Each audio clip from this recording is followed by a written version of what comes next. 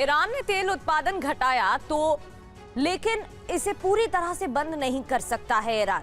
जिस तरीके से हालात बन रहे हैं, तेल उत्पादन घटाना तो पड़ा ही है, लेकिन पूरी तरह से बंद नहीं कर सकता है। इसकी दो वजह है। पहला, पाइपलाइन और पंपिंग स्टेशन को नुकसान का खतरा, और ईरान का ज्यादातर कच्चा तेल सॉल्ट क्रूड है। पाइपलाइन और पंपिंग स्टेशन में तेल रुकने से तेल और पानी अलग अलग हो जाते हैं, जो गैसों के साथ मिलकर एक खास एसिड बनाते हैं, और इससे पाइपलाइन और पंपिंग स्टेशन के पुर्जों में तेजी से जंग लगने का खतरा बढ़ जाता है। इससे वो गलना भी शुरू कर देते हैं। तेल का बहाव बंद होने से ब्लॉकेज की समस्या खड़ी हो जाएगी।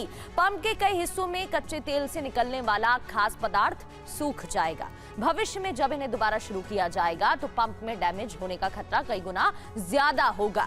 ईरान का कच्चा तेल भारी होने की वजह से समस्या और ज्यादा गंभीर हो सकती है। दूसरी वजह क्या है? तेल कुओं को नुकसान का खतरा। दरअसल ईरान के पुराने तेल कुओं में तेल के नीचे पानी की परत होती है।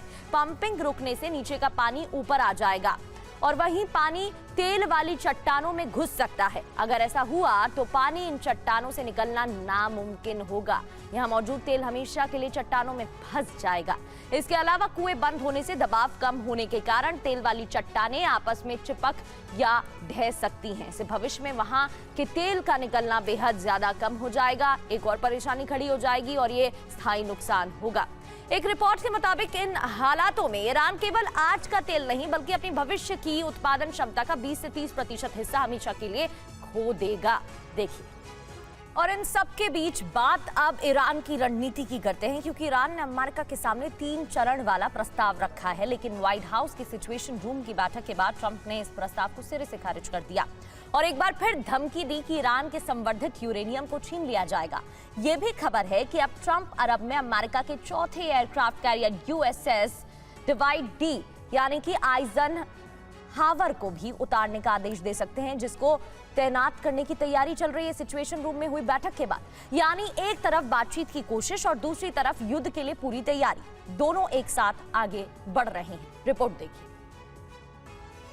ईरान का प्रस्ताव डोनाल्ड ट्रंप को मंजूर नहीं हुआ है। सिचुएशन रूम में हुई बैठक के बाद संकेत साफ है कि डील अधूरी है और भरोसे की कमी इसमें सबसे बड़ी बाधा बनी हुई है। लेकिन ट्रंप ने सिर्फ ईरान का शांति प्रस्ताव ही अस्वीकार नहीं किया, समंदर में ईरान को घेरने के लिए अपनी पूरी ताकत झोंक दी है। ईरान के आसपास समुद्री क्षेत्र में अमेरिकी मौजूदगी का पैटर्न साफ नजर आता है। 3 अलग अलग दिशाओं से 3 कैरियर पहले ही दबाव बना रहे हैं और अब एक चौथा कैरियर भी तैनाती की तैयारी में है, जो इस पूरे समीकरण को और ज्यादा आक्रामक बना सकता है। तो अमेरिकी राष्ट्रपति ट्रंप अमेरिका के चौथे एयरक्राफ्ट कैरियर को अरब की जंग में झोंक सकते हैं। तो क्या युद्ध अब और बड़ा होने वाला है? ये सवाल इसलिए क्योंकि यूएसएस डिवाइड डी आइजन हावर की तैनाती अरब क्षेत्र में हो सकती है। करीब 5000 से ज्यादा नौसैनिक तैनात किए जा सकते हैं और 60 से 70 फाइटर जेट और एयरक्राफ्ट कैरियर की क्षमता इसकी है। इसके साथ एक गाइडेड मिसाइल क्रूजर, 2 से 3 डिस्ट्रॉयर, एक अटैक सबमरीन और सपोर्ट शिप, यानी एक पूरा मोबाइल वॉर बेस ईरान के नजदीक तैनाती के लिए तैयार है। अब देखिए, इससे पहले किस किस एयरक्राफ्ट कैरियर की तैनाती अमेरिका की तरफ से की जा चुकी है, क्योंकि 3 युद्धपोत पहले से तैनात हैं। यूएसएस अब्राहम लिंकन कुछ दिन पहले ही ईरान के पास तैनात किया गया। करीब 5000 से ज्यादा नौसैनिक, 70 से 75 एयरक्राफ्ट, एक गाइडेड मिसाइल क्रूजर, 2 से 3 डिस्ट्रॉयर और एक अटैक सबमरीन के साथ 2 सपोर्ट शिप। तीसरा, यूएसएस जेराल्ड आर फोर्ड दुनिया का सबसे एडवांस एयरक्राफ्ट कैरियर है। 4500 से ज्यादा नौसैनिक, 75 से 90 एयरक्राफ्ट की क्षमता और इसके साथ 3 से 4 डिस्ट्रॉयर, यानी हाईटेक स्ट्राइक और डिफेंस दोनों एक साथ। चौथा, यूएसएस जॉर्ज एच.डब्ल्यू. बुश, जो पहले से तैनात है और लगातार ऑपरेशन में सक्षम है। 5500 से ज्यादा नौसैनिक, 70 से 75 एयरक्राफ्ट और पूरा स्ट्राइक ग्रुप, जो हवा, समुद्र और पानी के नीचे तीनों स्तर पर ताकत दिखाता है। इसी से जुड़ी एक रिपोर्ट आपको दिखाते हैं। और अब देखिए, ईरान का 3 चरण वाले उस प्रस्ताव में क्या है जो ट्रंप को पसंद नहीं आया है। पहले चरण की बात करते हैं। ईरान ने कहा है कि सबसे पहले युद्ध पूरी तरह से खत्म होना चाहिए और अमेरिका इसकी गारंटी दे हमें, यानी बिना किसी भरोसे के आगे बढ़ने को तेहरान तैयार नहीं है। दूसरा चरण, स्ट्रेट ऑफ हॉर्मुज से अमेरिकी घेराबंदी हटाई जाए, हॉर्मुज को खोला जाए ताकि वैश्विक तेल सप्लाई फिर से सामान्य हो सके और ईरान की परेशानी खत्म।